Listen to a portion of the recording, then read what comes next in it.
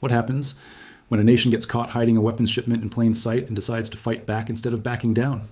Because that single decision, made in the dark, on the water, changed everything that came next.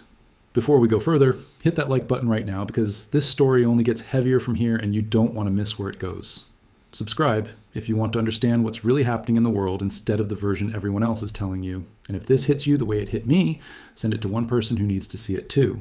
It started with a ship that was never supposed to be noticed. No flashing lights, no warning signals, no distress calls. Just a quiet vessel moving through some of the most watched waters on the planet, trying to look like nothing more than another cargo hauler on a long, boring route. But satellites don't blink. Radar doesn't get bored. And somewhere in a command center, thousands of miles away, someone was already watching this ship long before its crew realized they'd been found. For weeks, American intelligence had been piecing together a pattern. Small signals, strange stops, a route that made no economic sense unless you understood what was really being moved. This wasn't fuel. This wasn't food. This wasn't the kind of cargo you declare on a manifest and forget about. This was something Iran wanted buried so deep in bureaucracy and secrecy that no outsider would ever connect the dots. But someone did. When the pieces came together, it wasn't guesswork anymore. It was confirmation. A vessel flying under the radar, believed to be carrying components tied directly to Iran's weapons programs, was heading toward open water where almost anything could happen without a single witness. And for the United States Navy, that was the moment the mission stopped being about watching and started being about stopping. You have to understand something about this part of the world before any of this makes sense. The waters near Iran aren't just water. They're one of the most valuable strips of ocean on Earth. A huge share of the planet's oil moves through this narrow passage every single day. Whoever controls it, even for a moment, controls something the entire global economy depends on. That's not an exaggeration. That's just how fragile the system really is. So when a ship tied to Iran's military ambitions started moving through these waters with something valuable hidden inside it, it wasn't just a local problem, it was a global one. And the United States made a decision that had been building for a long time. If Iran wanted to keep playing this game, quietly moving weapons and pretending nobody was watching, the rules were about to change. The order came down through the chain of command with almost no room for interpretation. Track the vessel, confirm the cargo, and if it refuses to stop, take it by force. Not sink it, not destroy it, take it. Because a ship that's been seized tells a story. A ship that's been sunk tells nothing. When the Navy finally closed in, the standoff didn't last long, but it felt like it stretched forever for everyone involved. Warnings were sent. Warnings were ignored. The crew aboard that vessel had two choices: comply and lose everything quietly, or resist and lose everything loudly. They chose to resist. That refusal changed the tone of everything. What could have been a routine boarding turned into something far more dramatic. A single controlled strike disabled the ship's ability to move. Not a fatal blow, a precise one. The kind of strike that says, we could have destroyed you, but we wanted you alive to prove a point. Within minutes, the vessel sat dead in the water, powerless, surrounded. And then came the part that no crew ever wants to experience. Boots on the deck, not diplomats, not negotiators. Trained operators moving with the kind of calm that only comes from having done this before.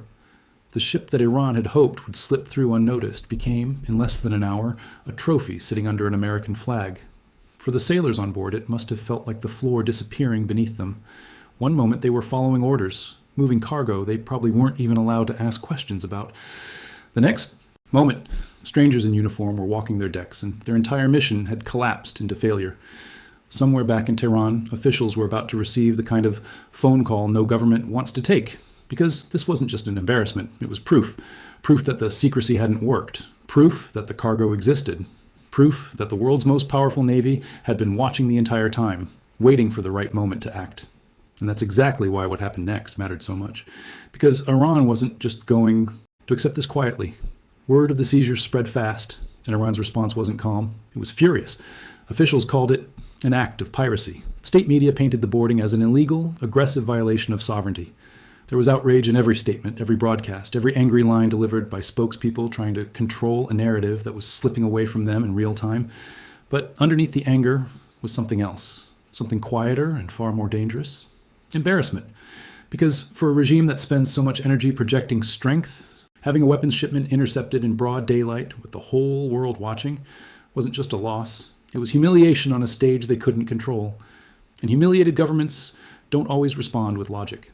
Sometimes they respond with pride. Sometimes they respond in ways designed less to solve the problem and more to save face in front of their own people. That's the position Iran found itself in. Not just deciding what to do, but deciding how to look strong while doing it. Behind closed doors, the debate inside Iran's military leadership was reportedly intense. Some wanted a direct, visible response, something loud enough to reassure the public that Iran hadn't just been pushed around without consequence.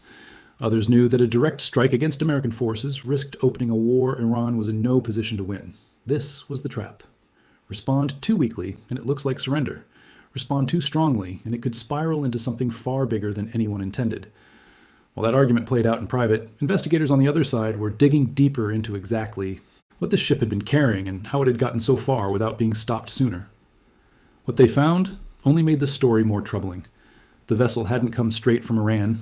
It had spent time docked at a port known for handling exactly the kind of quiet, unofficial trade that sanctioned nations rely on to keep their military programs alive. Days at that port. Not hours. Days. Long enough to suggest planning, coordination, maybe even outside help. And when analysts traced the ownership records tied to the ship, they didn't find a clean, obvious Iranian trail. They found layers, shell companies, foreign names attached to the paperwork that seemed designed to confuse anyone trying to follow the money. It raised a question that mattered far beyond this one ship. If Iran was getting help moving weapons this quietly, who else was involved? Who else had a stake in keeping Iran's military capable, even while the rest of the world tried to choke off its options? That question didn't have a clean answer. It still doesn't. But it changed how people understood this entire situation. This wasn't just one country against another. It was a much bigger web of interests, money, and quiet cooperation hiding behind official denials. Meanwhile, back in Washington, officials weren't shy about explaining what had happened. There was no vague diplomatic language, no careful phrasing designed to soften the blow. The message was blunt. A ship tied to Iran's weapons program had defied direct orders, and the United States Navy had responded with overwhelming controlled force. No apology, no hedging. Just a plain statement of fact, delivered to the entire world. And that bluntness wasn't accidental. It was strategic. Because the message wasn't only meant for Iran, it was meant for every nation watching from the sidelines, wondering how far the United States was willing to go to stop weapons from moving through these waters. It was a warning wrapped in an announcement, and everyone paying attention understood exactly what it meant. For Iran, though, understanding the message and accepting it were two very different things. Think about what it actually means for a government to lose a ship like this. It's not just cargo, it's credibility. For years, Iran had built a careful image around itself, a country that could move what it wanted, when it wanted, without anyone stopping it. That image mattered as much as the weapons themselves. It told allies Iran was reliable. It told rivals Iran was still dangerous. And in one quiet, controlled operation on open water, that image cracked in front of the entire world. Inside Iran's own borders, the crack was impossible to hide completely. State television could control the headlines, but it couldn't control what people whispered to each other, what questions ordinary citizens started asking about a government that kept promising strength while quietly losing ground. A government's power isn't only measured by its weapons. It's measured by whether its own people still believe the story it tells about itself. And that belief was starting to wear thin. If you're starting to feel the weight of where this story is heading, that's exactly the point, because we're only getting started. Drop a like on this video right now if you're following along, because the next part is where things stop being tense and start becoming dangerous. Because Iran didn't just accept the loss and move on. It started planning something in the shadows, something that wouldn't show up on a press release or a public statement, something designed to hurt without leaving obvious fingerprints. This is where the story shifts from one seized ship to something much bigger, a pattern that had been building for months before anyone outside intelligence circles noticed it. The truth is, the seizure didn't happen out of nowhere. It was the outcome of a much larger operation that had been unfolding for weeks. Tensions in the region had already reached a boiling point after earlier negotiations between Iran and Western powers collapsed completely. When diplomacy failed, both sides shifted toward pressure instead of conversation. And pressure, in this part of the world, almost always plays out on the water. The United States moved additional naval assets into the region, tightening control over shipping lanes that Iran had once treated as its own backyard. Warships spread across key checkpoints. Surveillance increased, and most importantly, the rules of engagement became crystal clear. Any vessel suspected of violating sanctions, especially anything connected to weapons or military hardware, would be stopped. If it refused, it would be boarded. If it resisted, force would be used. This wasn't a bluff, it was policy, stated openly, backed by warships and enforced without hesitation. The seized weapons vessel was simply the first real test of whether Iran believed those words. It didn't, and it paid the price for that miscalculation. But every action creates a reaction, and Iran's leadership wasn't going to let this pass without doing something, even if that something had to stay hidden from public view for a while. What followed wasn't a direct military strike against American forces. Iran knew better than that. A direct confrontation with the United States Navy would have been suicidal given how badly outmatched Iran's conventional forces already were. Instead, Iran turned to the tools it had relied on for years. Tools built specifically for situations exactly like this one. Quiet retaliation. Deniable retaliation. The kind of response that hurts without inviting an immediate, overwhelming counterattack. Within days, unusual activity started appearing in intelligence reports. Small vessels moving without clear purpose near sensitive shipping routes. Increased chatter among groups historically linked to Iran's broader network of regional influence. And then, almost without warning, foreign commercial ships in nearby waters began reporting strange encounters. Vessels being approached, boarded, or delayed under vague, unexplained justifications. It was a message written in a language only certain governments understand. If you take something from us, we can make life difficult for others too. It wasn't a war declaration, it was leverage. Quiet, deniable leverage designed to remind the world that Iran still had cards to play, even while losing the bigger fight.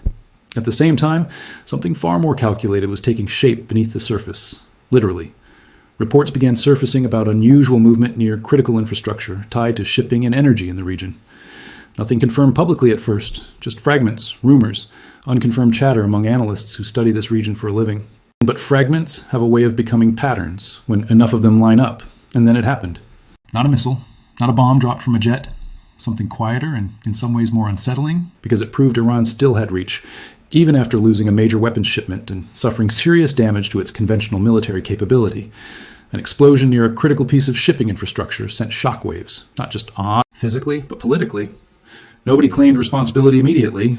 Nobody had to. The timing, the location, and the method all pointed in one direction. This wasn't random. This was retaliation, engineered carefully enough to avoid a clean, direct link back to Tehran, but obvious enough that everyone understood exactly who was behind it. It was Iran's way of saying, you took something from us, and we can still make you feel it without giving the United States a clear justification for an even larger military response. This is the part of the story most people miss when they only pay attention to headlines. This wasn't a single event. It was a chess match played with ships, shadows, and carefully calculated silence. Every move had a purpose. Every response was measured against the risk of triggering something neither side could fully control. And underneath all of it sat a much bigger, uglier truth.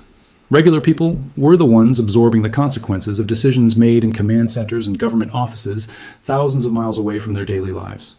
Because when shipping lanes become unstable, prices don't stay contained to one region. They ripple outward. Fuel costs climb. Shipping delays stack up.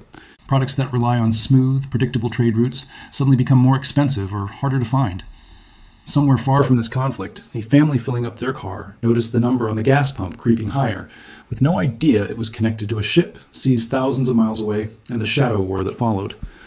That's the part of geopolitics that rarely makes it into the dramatic headlines. It's not just about ships and soldiers.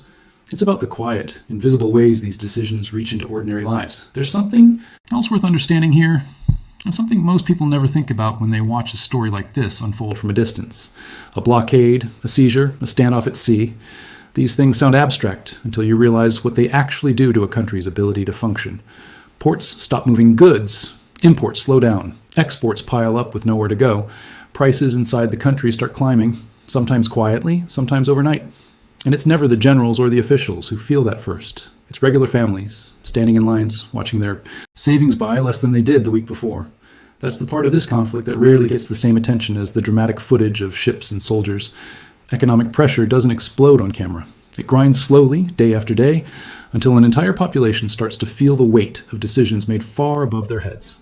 And for a government already struggling to hold on to public trust, that kind of slow, grinding pressure can be more dangerous than any single military strike. Meanwhile, inside Iran, the pressure kept building on two fronts at once. Externally, the country faced growing isolation, tighter restrictions, and a military that had been visibly weakened by months of confrontation. Internally, leadership faced a different kind of pressure entirely, the pressure of a population watching, wondering, and quietly asking whether their government still had the strength it claimed to have. That combination, external weakness and internal doubt, is one of the most dangerous positions any government can find itself in, because a regime that feels cornered doesn't always act rationally. Sometimes it acts to prove something, even when proving it comes at an enormous cost. Officials in Tehran kept insisting publicly that they remained strong, that the retaliation had sent a clear message, that Iran would not be intimidated into silence. But intelligence assessments told a very different story behind the scenes. Military capability degraded, naval strength diminished, air defenses stretched thin, the gap between what Iran was saying and what Iran was actually capable of doing kept widening. And that gap is exactly where the real danger lives, because a country that talks tough, while quietly running out of options, becomes unpredictable in ways that careful, rational planning can never fully account for. If you've made it this far, you already understand this isn't just a story about one ship. It's a story about how fast things can escalate when pride, power, and survival all collide at the same time. If that's landing with you, tap subscribe now, because we're about to get into the part of this story that changes how you see everything that came before it. Quick pause. If you're the kind of person who actually wants to understand the world instead of just scrolling past it, this channel is for you. Smash that like button, hit subscribe, and let's keep going. Because the next part of this story is where the pressure really starts to show. As the weeks moved forward, the situation didn't calm down. It evolved. What started as a single seizure and a single retaliatory strike began branching into something much wider. Reports started emerging of increased activity from groups aligned with Iran across the broader region, groups that had historically acted as extensions of Iranian influence whenever direct confrontation wasn't an option. Attacks on shipping increased. Threats against commercial vessels multiplied. The waters that once carried a steady, predictable flow of global trade became a place where captains hesitated before entering, unsure whether their ship might become the next flashpoint in a conflict most of them had nothing to do with. Global oil prices reacted the way they always do when uncertainty enters the picture. They climbed. Analysts warned that continued instability could push prices even higher, and for millions of people far removed from this conflict, that meant one simple, painful reality. Life was about to get more expensive, and there was nothing they could do about it. Here's where I want you to pause for a second and really think about the scale of this. We're not talking about two small countries arguing over a border. We're talking about a stretch of water that carries a huge share of the fuel powering cars, factories, and homes across the entire planet. When that water becomes unstable, the effects don't stay local. They travel. They show up in places that have nothing to do with the original conflict. In gas stations, grocery stores, and shipping delays thousands of miles away from where the actual tension started. That's what makes this so different from a normal regional dispute. It doesn't stay contained, no matter how much anyone wants it to. Diplomats scrambled to find some kind of off-ramp, some way to de-escalate before this spiraled into something neither side could pull back from.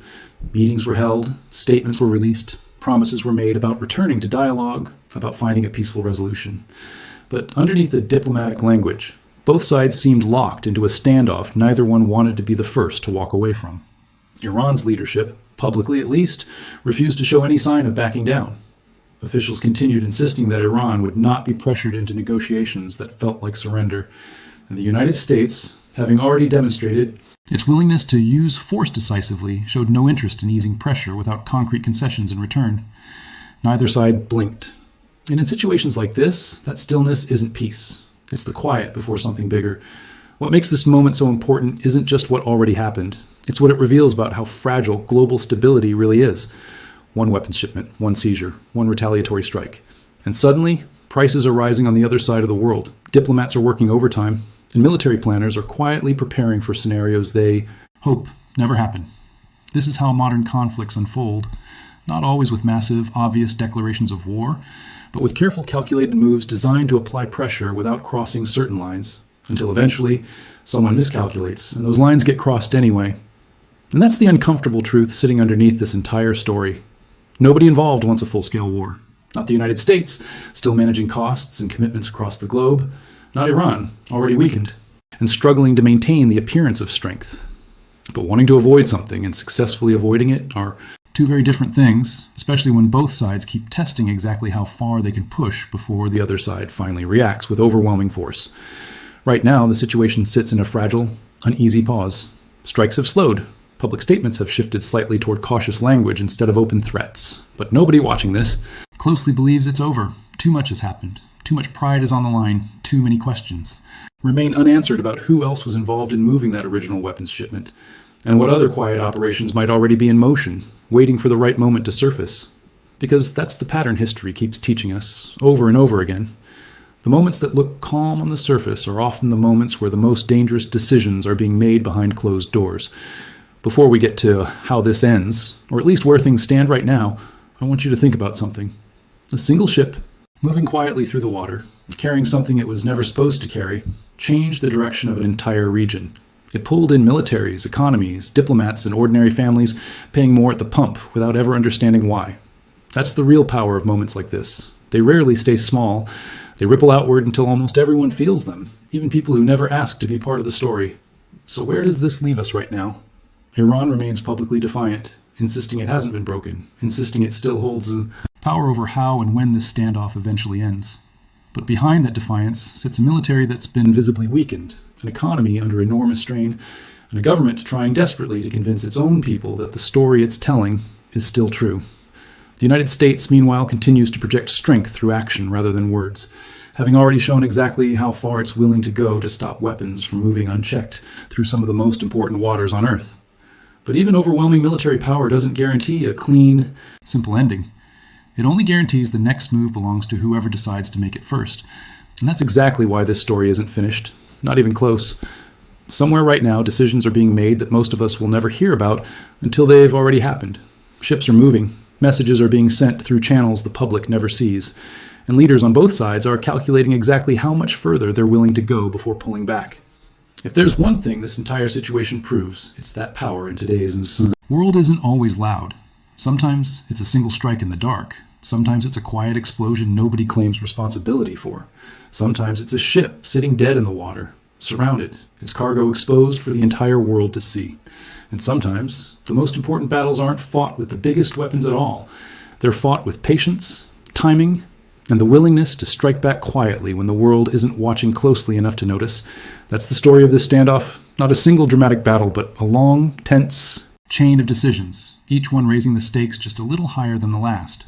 A weapons shipment intercepted, a regime humiliated, a quiet strike in response, and a region left holding its breath, waiting to see whether the next move brings this closer to peace, or pushes it past the point where peace is even possible anymore. Before you go, I need you to do one thing.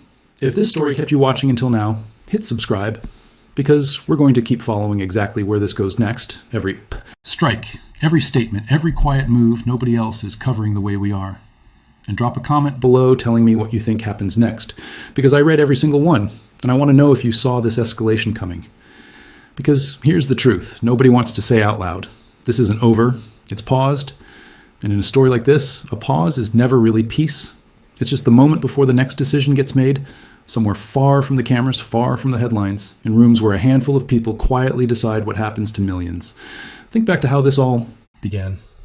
A single ship trying to slip quietly through some of the most watched water on Earth, carrying something it was never supposed to carry. Nobody involved that night could have predicted how far the consequences would travel. Not the sailors on deck, not the officers giving orders, not the officials back in Washington or Tehran calculating their next move. A moment that lasted only a few tense hours on the open sea ended up reshaping conversations in government buildings, trading floors, and living rooms on the other side of the planet. That's the part of history people forget while they're living through it. It rarely feels historic in the moment.